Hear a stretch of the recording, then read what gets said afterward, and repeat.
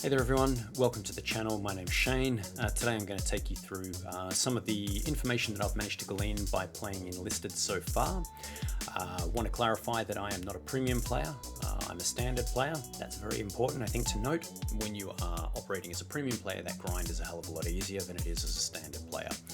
Hopefully some of the information I'm able to give you today will help you make the type of decisions that you need to make to reduce the amount of grind that you're doing or reduce the amount of wasted grind. So I know for myself, I've spent several hours, several missions worth of playing time progressing on things which in hindsight I didn't need to do. Okay, so first thing I want to take you through is obviously on the Soldiers tab, you've got squads down the left here. Now, these squads will, when you click on them, it'll show you the individual soldiers that are within those. It's worth noting that for a standard player, you can take 4 squads. Premium players can bring an extra 2. It's a bit of a pain, but you can't select the squads that you're going to take into a battle with you. You can select them, but you can only select them prior to the battle starting. So you don't get the ability to go, oh, it's going to be this map, I want to take these type of squads. You have to really select 4 squads that you feel are going to be across the board good for your playing style, regardless of map, which is a bit of a challenge. I'd like them to alter that, but it's not something that they have on the roadmap as far as I'm aware. Next thing I think you need to be aware of is on the campaign tab, is this shows all of the elements that you can be improving or unlocking as you go up in campaign levels.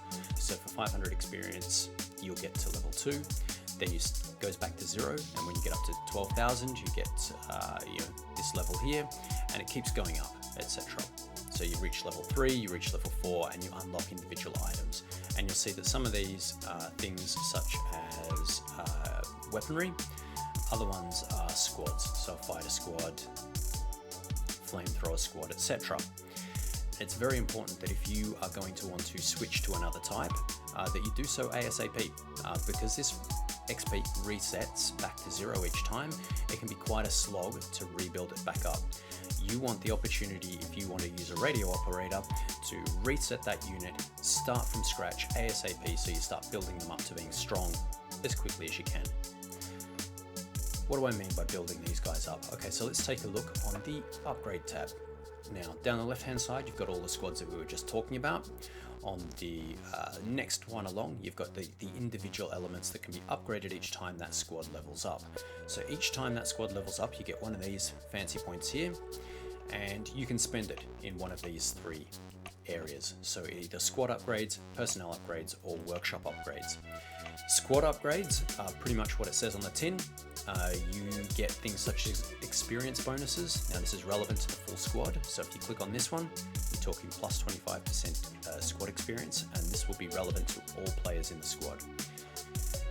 The rest of what you get in here is relatively similar to what you get in all of the other squads, in that you can then flavor the squad with some additional players. So in this case, I've selected a radio operator, it suits my playstyle, a bomber so I can take out tanks, an assaulter, and a gunner, just for the extra firepower. The reason that's important is because when you get into personnel upgrades, when you have a look at the experience bonuses in here, you get plus 25 experience for the soldier class assaulter. Now this is one of the elements that will change per squad. So if I take a look at my second squad here, the field signal battalion, you'll see that we are upgrading the experience for the radio operator class. So it's very important. The gunner one, we are increasing the experience for the gunner class. Squad will do the full squad. Personnel will just add experience to the types of units that this squad is built for. This is important because if you have a certain playstyle that uses certain types of units, you want those units to be able to go up in experience quicker. So in this one, for me, it's all about the assaulters. So I've got lots of assaulters that I've added into the group, and those assaulters are picking up bonus experience on top of what everyone else gets. This for me is key.